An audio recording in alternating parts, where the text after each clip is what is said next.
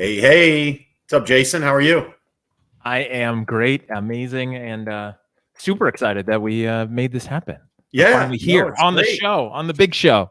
Yeah, so we gotta start a week. That's why I'm always big on don't miss Mondays.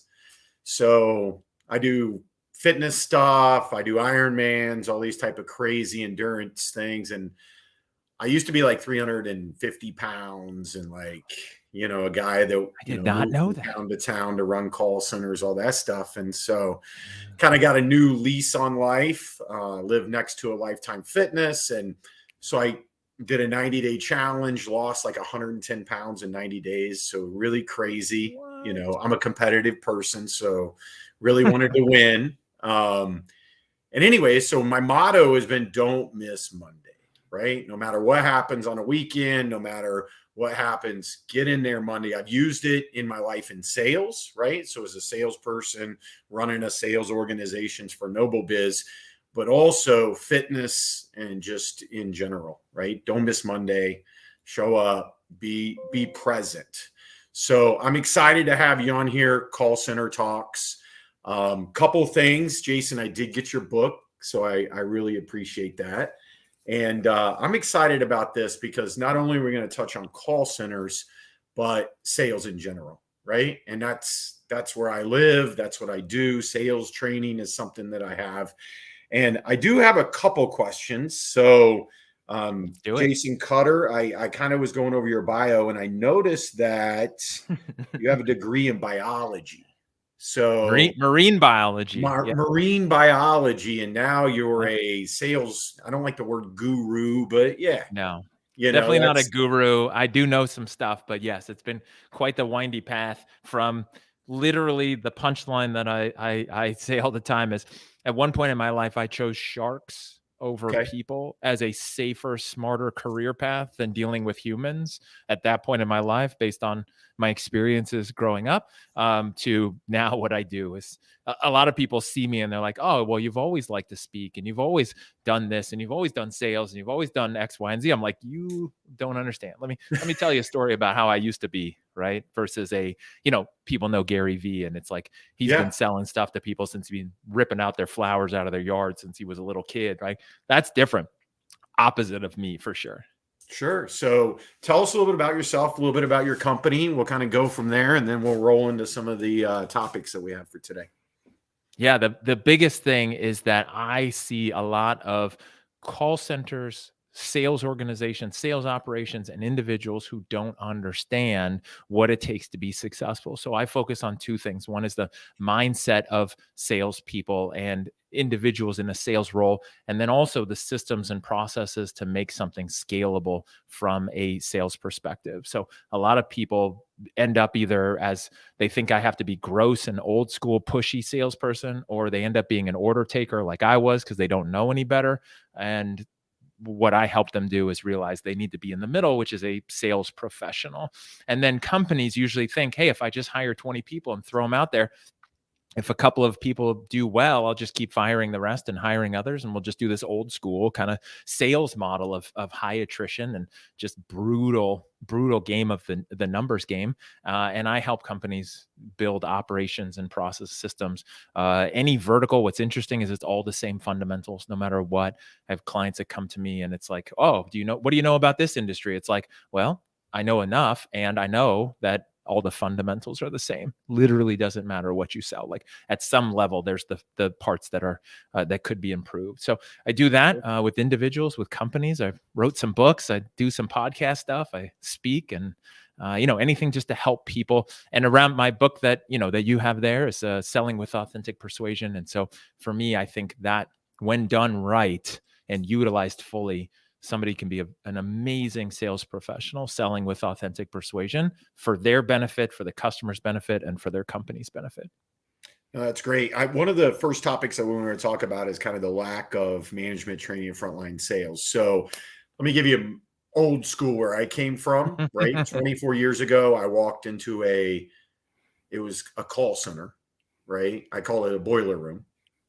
I came in the back door, people are hollering, yelling, grown men screaming, and I'm like, what is this? I'm 16. Okay. And so it was a fundraising center. and they were raising funds for the police and fire and charities and so on and so forth. And so when I came in, I thought it was a operator type job, right? My dad's like, hey, they're paying $7 an hour, go sit on the phones, you'll love it. And so very intimidating, right? 16-year-old kid. Everybody that opened the center were from New Jersey. So think Southeast Kansas. Everybody's in New Jersey, so on and so forth. Well, I get in, right? And I'm kind of going through the training very fast, very kind of what you said. We're just kind of hiring people, seeing what sticks and moving on. For some reason, I had a really good guy and he helped me make it stick. Well, then I realized I was really good.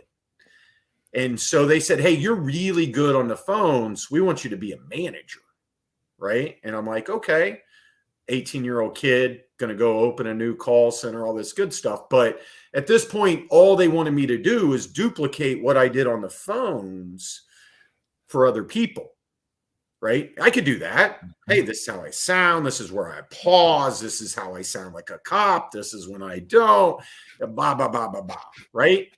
And some of that is because I went to 24 different schools before I went to high school. So I learned real quick. I could make friends. I could talk. I could do this. And it really helped me on the phones in a fundraising environment. It's like I was being trained my whole childhood for this one position on how to connect with somebody very fast, right? But let's get back to the management training piece. So now I'm running teams and call centers as a really good caller. Okay. And this is not unique in my position. This is a lot of the early management of contact centers. Hey, you were good. You learned you could do what you needed to on the phones. I want you to duplicate that. Now I progress. I go, I run other centers, I get official training, I learn what HR is, and I learn how to hire and fire and, you know, all the other skill sets that are needed.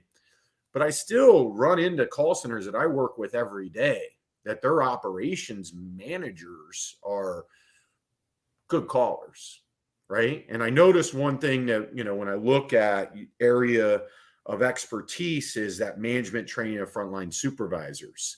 Let's dive into that a little bit. Do you still see what I'm talking? Is that still normal operations in the contact center space? I'm not going to say that it's 100% the norm, but it sure feels like it. Every once in a while, I actually come across a company that I'll talk to, and they have actual leadership development in place, right? They recognize that that person who's the frontline agent, salesperson, it's a different skill set, even to be a team lead, a supervisor, a shift lead, like, and on up. But yeah, most companies just think, hey, you did it well, so now you can just help other people do it well, right? Because you can see the matrix, you should be able to show everyone else how to just see the matrix and what to do. And it doesn't work. It doesn't work at scale. And the only time it could ever have a chance at working is if you have a homogenous sales team selling to the same people all the time, right? If everybody is literally the same, it's all just 25-year-old dudes and it's all that's ever have, and they all have the same personality and you hire for the same traits, and that your customers are literally all the same, then it's going to work, right? But that's still not going to work because humans are unique and special and different and challenging. And so that doesn't work. But that's the fundamental problem, is the stuff that you were talking about, where a company, an individual says, hey, I'm really good at this, so I'll just lead. And then what happens is they get frustrated because everyone's not doing it the way they did it. Well, why didn't you say it this way? Because this is the way I would have said it. Why are you saying it over here? Like, why are you not motivated by money or happy hour or golf trips or, you know, dinners out? Like, what? That's what I was motivated by. Why aren't you motivated by it? And it goes into so deep that everybody is different. And to be a good leader, good manager, you have to understand that everyone is not you, and you have to actually manage and lead them differently.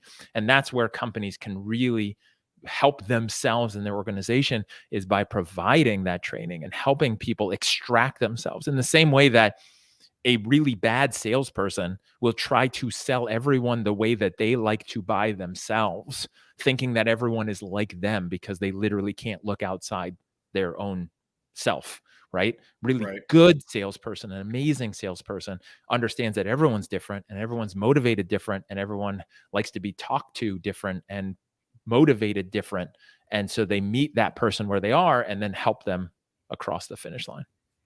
Yeah, I learned when I started growing. So 30, 40 seats, I could control it, right? I can handle it all. I'm Superman, right? I was a lot younger too. I could see And that. I can do sales floor training. I can really manage. Then all of a sudden I grew to 60 seats. And then I grew to 100 seats. And I tried to duplicate little Mike's, right? I tried to duplicate little guys, salespeople to say, hey, now you're going to be a supervisor. Just do what I do as a supervisor. And it crumbles, right? Because either one, I run out of energy, I run out of stamina to where I'm like, I can't keep doing this. And I haven't done the pieces that were needed in the call center to have it stand on its own without me. And that's where I was forced to change. And because I knew in order to grow, I had to bring in stuff that I didn't know. I had to bring in experts and leadership and some other traits on how to hire somebody, how to recruit a person, how to do some of these things that I knew how to do, but I didn't know how to teach it or develop it.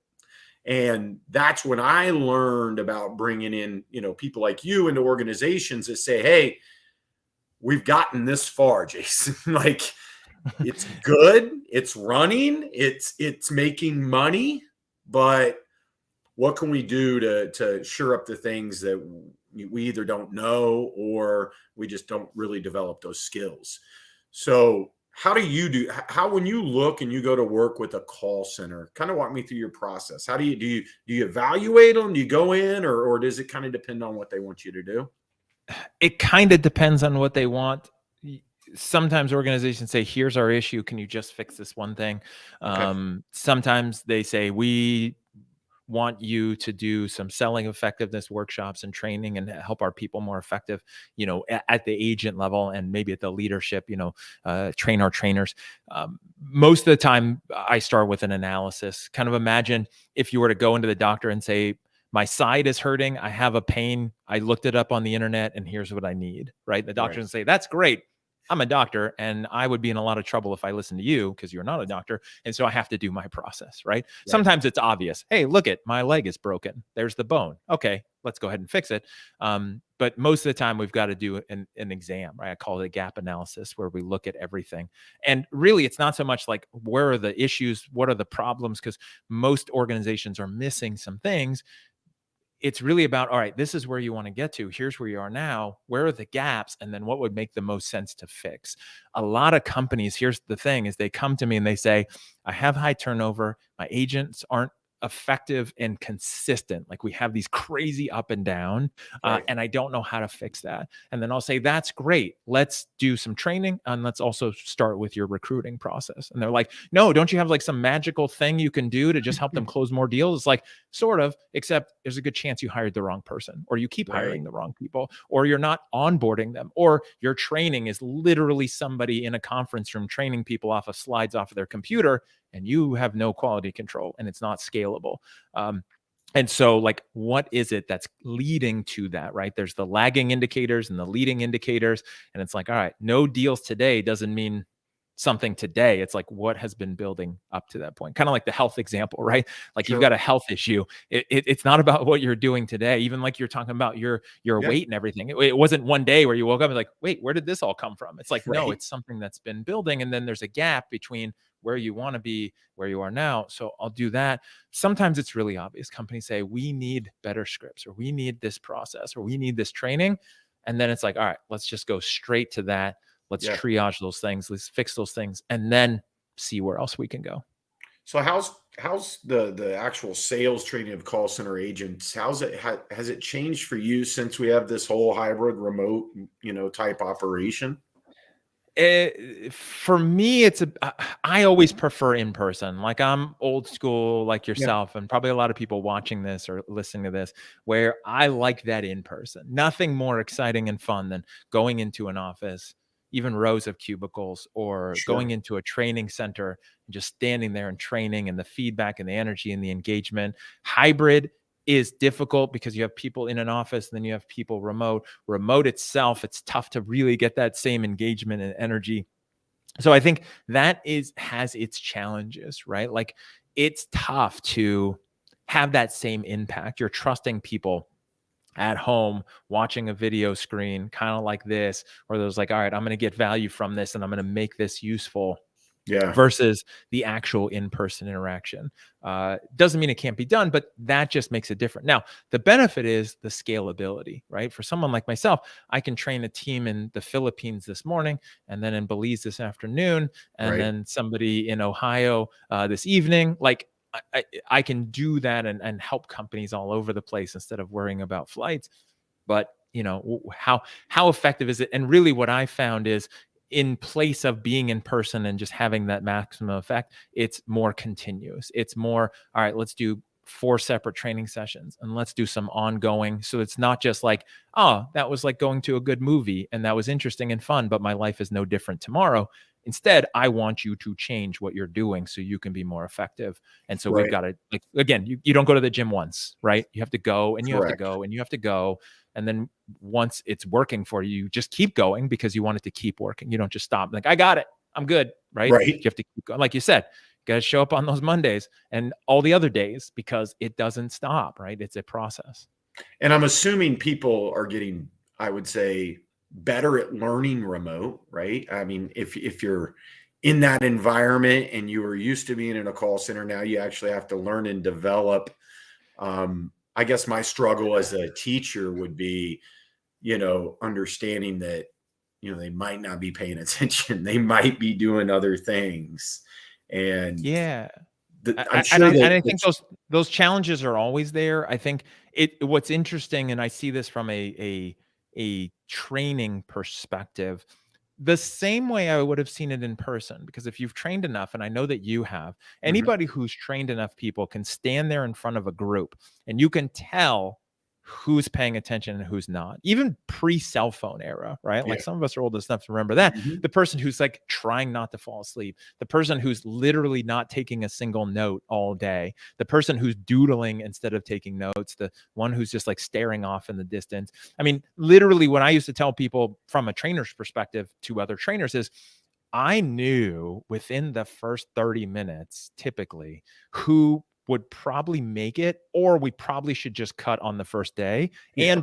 And this is harsh, some people might think this is harsh, the person who I hope they don't come back after lunch. Like, Right. they're not in it. They don't get it. They haven't asked a question. They haven't taken a note, and they look like they just needed a job and now we're stuck with them. And so, like, I'm okay with that, right? Like, filter it out. But I think that's what we have remote, because now when I do things remote, we do it on Zoom. The people who don't ever turn on their camera, the ones who do, but they're like walking around, they're distracted. You can tell they're multitasking. They're looking at their phone. They're Yeah. watching videos in the other one. You can see the lights flashing from them watching something else instead. Right. Like, people are going to be people no matter what. I think remote's a little harder because there's no face-to-face accountability. But here's what I think, and here's what I know, is that when you hire the right people and they're a right fit from a cultural fit, and you've Mhm. selected them because they want to do what you're doing as a company, and you've picked them for the sales success traits and their behavior traits that you want, and they're driven, and you've recruited them through the right process, you're going to have less of that, whether it's in person or remote. Like, you will have people who are there, they're excited, they want to be a part of it. Again, most companies fail at recruiting, so they're just throwing bodies at it and playing the numbers game, remote or in person. Let's get back to that a little bit. You're talking, and you've mentioned this a couple times. So you kind of have the I guess people's belief that says salespeople are born, not trained. And you have some people that are like, I can train anybody to do anything. So talk about, I'm assuming the recruiting piece of it, and what, I mean, I guess let's get back to what you see as a call center's, what is their number one mistake that you see? And when you go in, what is the number one thing that you think that all call centers that are hiring this type of position can improve on. Oh man, Mike, I feel like you're teeing me up for something that's going to be a really long monologue, and it's going to use up the rest. And I try not to monologue when I'm a guest. I try to be a good guest, and Sure. but so here's the thing: natural born salesperson, born versus made. I don't think there's any such thing as a natural born salesperson. And I love to debate this all the time because it's super fun. I think what happens is people have some traits that work well, especially in an old school mode, which is charisma, extrovert, storytelling, attention seeking, persuading / manipulating. In the old mode, that works really well. That used to work really well. And that person has done it since they were a kid. Right. So that 4-year-old who learned, hey, I could talk people into things, and I could schmooze people, and I could do this and that, and I'll get my way. The thing is, you meet them when they're 30, they've been doing it for 26 years. Malcolm Gladwell's 10,000 hours said they're a master now at it, right? So you've now seen somebody who's been mastering it, talk themselves into and out of situations their whole life, for good or for bad. Yeah. And now they're in a sales role, and you think, wow, this person was just born to do this. And it's like, no, they've just been working on it a really long time. And I will say, as a side note I won't go into, it's a very good chance that that strategy doesn't work anymore, because not too many people like the charismatic, extrovert, storytelling, manipulating, over-the-top salesperson. They want a trusted advisor and a guide, which is where introverts usually can do better in sales roles if they harness their powers. I think people are made. For me, and I'll just go on this part, and it's mentioned in the book there in one of the chapters on making yourself into a sales professional, is that I see there are 5 sales success traits that everybody has to have to be successful in sales. And I, as an example of myself, the guy with the marine biology degree that tags sharks instead of dealing with people, I made myself into who I am, and I worked hard because I shifted a lot of things. But their openness, curiosity, creativity, persistence, and authenticity. A lot of people think if you're just persistent, you'll be good in sales. But if you're persistent without being open and curious, then you're just kind of a persistent ass that tries to bully situations, and that doesn't work. So you got to have those traits: openness, curiosity, creativity, persistence, and authenticity, in that order from level of importance. Persistence is way down the list. If you're not open and you're not curious, it doesn't matter. And so those are the things to look for. Now, the one mistake, what we're talking about and where this actually goes into answering your question, is that companies aren't recruiting for those things. They're recruiting for someone that has lots of experience. Oh, we only hire people with sales experience. That's great. Now you've got some body with sales experience and some baggage and some probably habits that they won't change, good or bad. They're not going to change them, and they're not going to fit into your playbook, right? Like sports teams don't always like to get somebody from another sports team. They would rather use their credits to recruit somebody brand new, because then they can teach them and mold them into their way of playing versus somebody else's expectations. And so companies don't do a good job of hiring for those traits, seeking them out instead of what they think a salesperson should do, right? They're not looking for someone who's open and curious. Instead, they're like, how persistent are they? Tell me about a time when you closed a deal that was really important. Tell me about how you feel when your manager gives you like all of those like standard static interview questions. Yeah. The other big mistake, and where companies go wrong, is their hiring manager is doing exactly what we started with talking about, where the failure of managers and companies is that hiring manager is thinking about themselves and hiring more people like themselves, which may or may not be good. And they're not understanding what the company really needs. They're just looking at themselves. So those 5 traits, are you saying that you would create a recruiting model that would look for those traits versus particularly going based off their past experiences? 100%. I am, and I've helped many companies do this. I did this before consulting, and now I help companies build this ideal recruiting and onboarding strategy. But yes, we look at that. I am a huge fan in anytime when I'm recruiting, I don't even look at resumes. I'll kind of look at a resume and just see what it looks like, mostly from a effectiveness and grammatical and like formatting. Does this person care enough to actually do a good resume? But what their experience is doesn't matter to me, depending on what I'm hiring for, as much as the hoops I'm going to make them jump through to show me those 5 categories. Got it. Got it. Yeah, it's kind of different. So when I started at Noble Biz a couple of years ago, that was kind of the argument because, Christian and these guys said, hey, we're looking for these 3 traits. And one of the traits is you had to sell technology in this space before. I said, well, guys, I'm out. Right. I only ran call centers for 25 years. I sold everything, but I didn't sell contact center technology in a space like this. And so they said, hey, you know what? After convincing, maybe we're going to give Mike a chance, right? Next thing you know, now I'm running the sales team. So it was them understanding the traits that they were actually looking for in that behavior. I just had to convince them of that and say, hey, these are the traits that you're really looking for. And by the way, I come from the space that you guys are trying to sell into, and I know that space really well, right? So another question would be, you have a call center, you have all these salespeople in here, and you probably got a lot of hiring mistakes, right? Mm-hmm. Do they start over and they just reboot with the process you're saying? Do we just clean house and say, hey, it's too far gone? Or is there ways you hired maybe the wrong people? Is there ways to Band-Aid or slow attrition, or what's the process you usually run into? It's such a interesting and powerful question.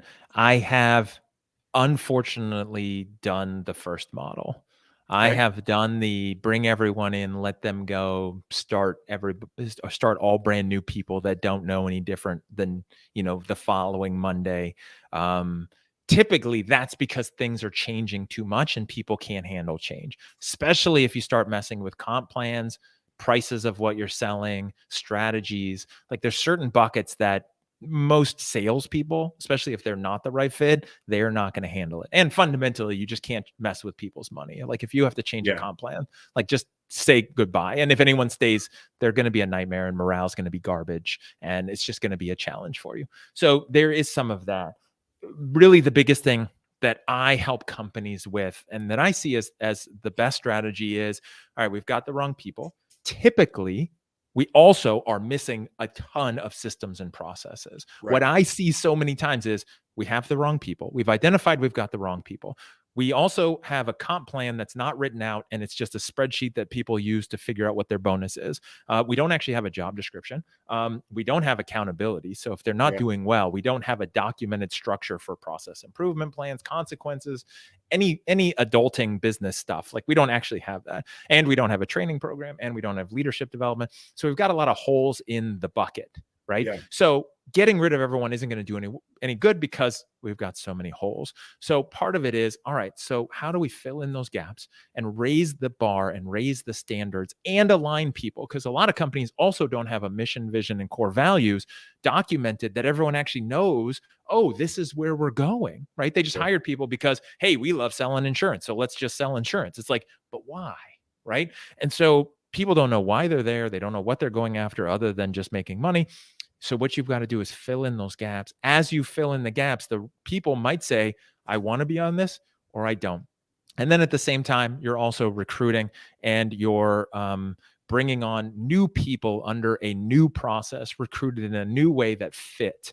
Then what happens in this evolution is at some point you have the old guard and the new guard, and the old guard can be poisonous and toxic. And you either have to separate them if you can, or you have to remove them so that you don't have this cycle that happens where the old guard is telling stories and poisoning the new guard, and then you just can't get away from that vicious circle. At some point you have to make that. I'll tell you, I have many times where clients bring me in and I don't ever promise I'm going to get these 30 reps to be amazing. The first thing I'll usually do is I will tell you which ones you should keep, which ones need to go now, and then what we can do to help everyone be successful. And that's usually what happens. And then it's like, all right, how do we get down to the team that wants to be there? Yep. A lot of times, if they had some guidance and they had the mission, vision, core values, if they had a comp plan, they had some training, the people that you think are wrong because they're not performing, they've just missing actual leadership. Sure. Right? If they had a leader, right? Like a kid that just craves a parent to like actually give them some structure and discipline, like, oh, this is what I need. And now I'll happily, go forward. Once you do that, you'll be surprised at how many people you have really could be good if you invest in them and the company. Yeah, I've learned from me going into call centers and taking over organizations that were struggling, right? Literally being told, I need you to go in here and, turn this place around. What I've seen is kind of a little bit of what you said. As you're building the processes that need to be put in place, you're going to tread out a lot of the people that don't want to be a part of that, right? They just. I learned a good phrase several years ago from a client of mine who traveled. So he was usually not in the country most of the time. And I was basically fractional in charge of his team. And he's like, here's what I want, Jason. I want an evolution, not a revolution. Right? Yeah. I want an evolution, not a revolution. And that stuck with me because, a lot of times you think, I'm just so frustrated. Let's just change everything. It's like, no. Let's just get better. If we can do better and do better, at some point, we'll have to make a tough decision. But for now, an evolution, not a revolution. And a lot of companies they're already doing well enough. If they're thinking about hiring me, they're successful enough where they have some budget and they're looking for help and they're open to help. Yep. So we don't need to burn it all down and start over most of the time. Right. It's just all right, how do we get better, and then maybe build a new ship to a new island that's even better. And we just leave the old ship behind and the old island behind.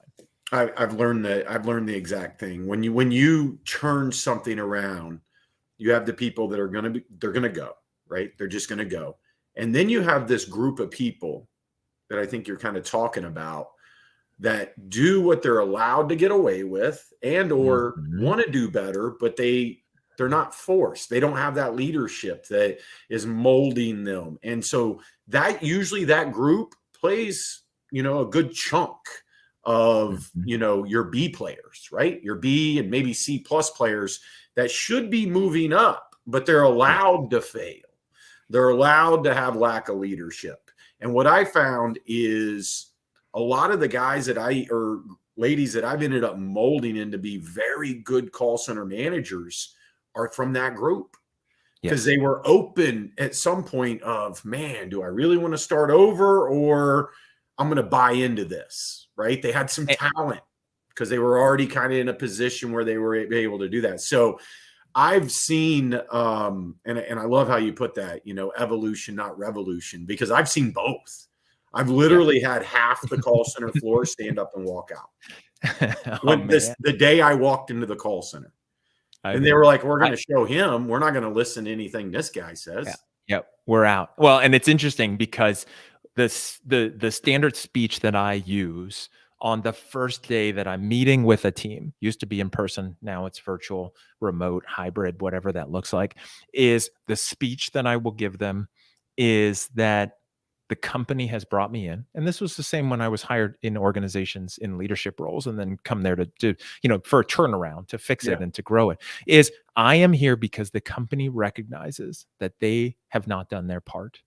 There's things that we need to fix. There's not enough training. The scripting isn't as good as it could be. The leaders, there's a lot of stuff they could be doing to help you. We, the company, take responsibility for the fact that if you're not winning, that's on us, right? Like a good leader, a good parent, a good boss, that's on me. Like I failed you, right? And so my speech is always, this is on us. The company recognizes it. That's why they brought me here. I am the bringer of hope because I'm going to fix this. And if you want to be successful, I'm here to support you. With that being said, at some point, everything will be built. All the tools will be in place. You will have everything you need to succeed. If you're still not successful, that's on you, right? That might be in a month. That might be in 2 months. Right now, this is on us, and I want to help you. But at some point, you've got to decide whether you still want to be here. And like you said, most people go, thank you. We've been wanting something to help us. Now it's coming, and now it's here. Great. And then people will show up, or just leave, and then that's easy. And then now we just go. No, awesome. All right, let's switch gears a little bit. I did want to talk about Omni Channel. It's kind of something out there that I work with every day, right? So call centers making a change, going from voice only to Omni Channel. And I know me and you've been talking about this. And really what I'm seeing in this space is either people understanding that they need to adapt and they need to evolve and they want to be in the preferred communication method and so on and so forth. but the strategy or the know-how is just not there, right? Mm-hmm. So they adapt technology, they buy a tool, and they fail to execute. A year from now, I've had clients that signed up for a year already for Omnichannel, and you go back and say, hey, how? We're still just using voice. We're still just, maybe we send out a reminder email. So I know one of the positions that you're really starting to work with companies with is helping them with that piece. How do you help them, understand maybe their client's journey or where that they need to be. So Omnichannel's here. Obviously, Omni just means all channels, right? That's all it means. And so how are you helping clients, and how are you helping call centers kind of make that or try to make that change? Well, and that's where I love like this relationship that we have and the stuff that I've done with Noble Biz, where like that is a thing, right? It's Mhm. people buy a tool and then think that will just do it for you, right? Like the gym example. Oh, that somebody has a spasm and New Year's resolution and they join a gym, and then they just never go and it just doesn't work, right? It could be amazing. Right. You just got to do the work, right? Like I also think about like if I bought a very fancy woodworking tool for my garage because some really good salesperson talked me into why I need that. And then I put it in the garage and I have no idea what I'm doing with it. And I have no goal and no purpose and no reason for it.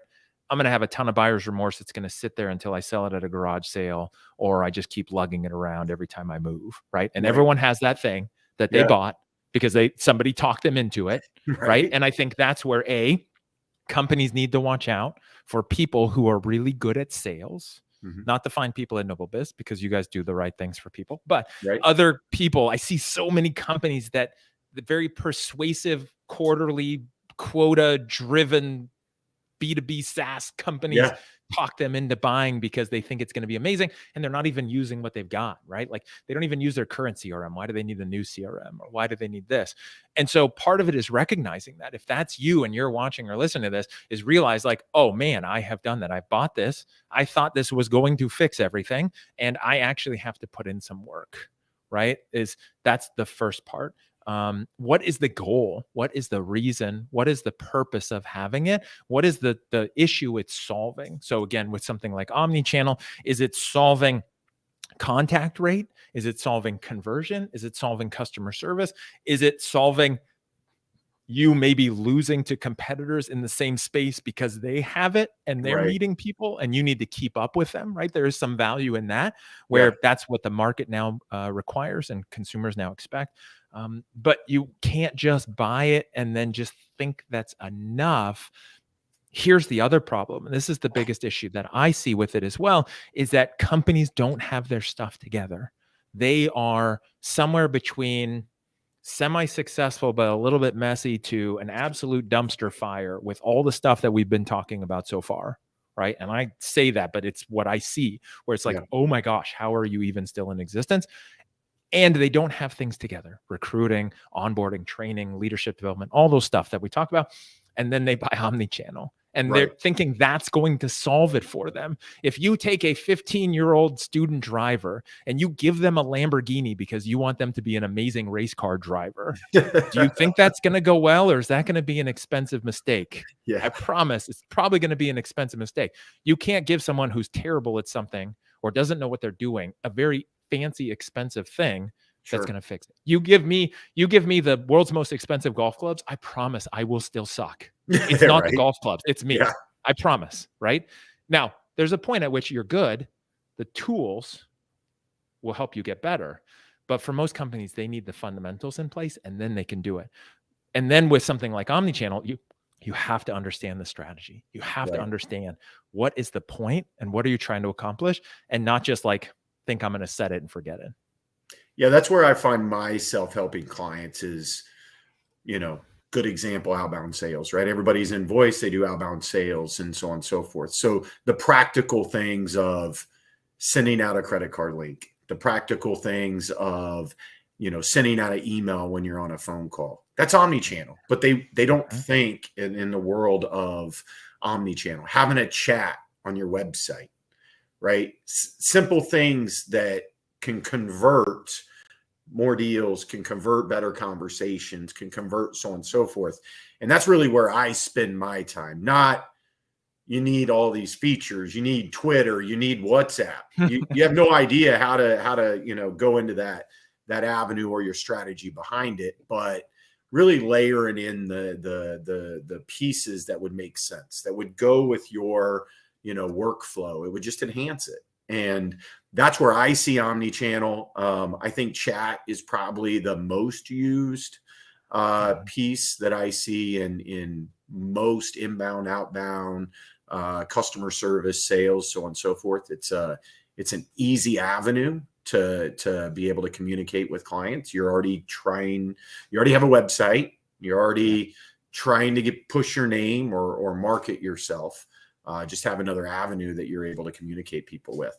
But I think you make really good points. If you're not set up to recruit right, you're not set up to hire correctly, you're not set up to have good salespeople, then adding another layer of more complex strategies is probably not the answer, right?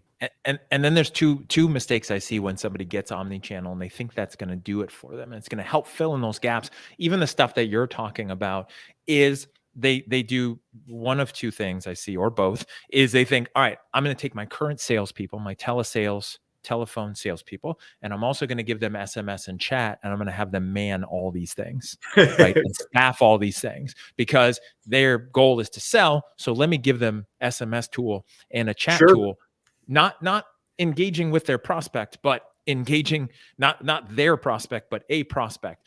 And so they think that person's going to do all of it well. Most likely that person's marginally well at the telesales part, and now you're giving them all these functions. And so that doesn't work. Generally, you could try to do that, but generally doesn't work. You best want to separate it into different teams doing different things, because they're focused on that all day. The second part is that a lot of people, and sometimes it's related to the first, is they try to sell via SMS and chat instead of the phone call. They think, oh, well, someone's on chat, so let me try to sell them and enroll them. It's like, no, that's to get them to a phone call, because most likely you have something that's a considered purchase that takes a little more effort and guidance and knowledge and wisdom than just a commodity that's an order taking product. Right. And so your goal should be the phone call, but so many companies just try to sell, right? Like people who try to sell via text or email. It's like, you can't sell anything of consideration. You can't enroll in somebody consideration. No. You can't get somebody to like want to be with you or hang out with you or form a relationship with you via those mediums. Like, it just doesn't work. But companies try, and they're like, oh, this is scalable. I could just have chat agents all the time and I never have to call anybody. This is great. No, it's definitely a good way to get a hold of people, like you just alluded to, but it's definitely not the end all be all. So no, not at all. I think somebody asked me to introduce myself. I'm Mike Mcguire. I am the contact center talks. I come from about 25 years of running contact centers, president of BPO. Currently, last 2 years, I'm with NobleBiz, and I'm the senior consultant for NobleBiz. So that's who I am. And I'm on. I think he's our guy with work. Thanks. Glad to have Jason on here. Super excited. And we're almost done with time, Jason. So anything you want to leave the audience with, how to get a hold of you? Sounds like you have a lot of good things to offer when it comes to contact centers, omni-channel, and or the big pieces, right? Your recruiting strategy and some of these other pieces that ultimately, I think, based on our conversation, really make the big difference, right? Versus just trying to fix, a few agents. Yeah, I think the biggest takeaways, and not just a call to action for myself, but the biggest takeaways is to look at your sales operation, right? And look at it like a business, and look at it like a process, which a lot of natural born salespeople do not like. Systems, processes, accountability, structure. They just want to show up and play the game, right? But like, if you want something different, like what look at your organization, look at your operation, look at not just what you see as the issue now, but what could be leading to that. And then what can you do to fill in those gaps? I use a image and a model of an iceberg where the sail is that, 5-10% you see above the surface, because that's what's easy to see. Below it is 24 categories that you must have in your operation and built out and structured if you want scalability, not just hire 20, fire 18, but if you want scalability. And so that's a good model, even if you just take that and think about it and build that out. If anyone wants to continue this conversation or talk about my gap analysis or even the workshops or the iceberg and how I help companies, obviously LinkedIn, Facebook, Instagram, jasoncutter.com is a good hub and a good place to start, whether you're a salesperson or a sales leader. And let's get on a phone call. Let's chat about it and see how I can help and or what guidance I can give you, even if we don't end up working together. Awesome.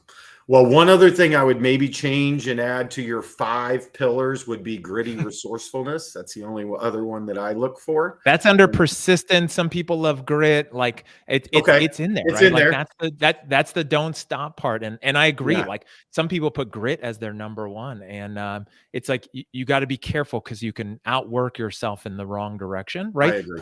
Practice doesn't make perfect. Perfect practice makes perfect. Otherwise, you can learn really bad habits if you just practice yourself to death.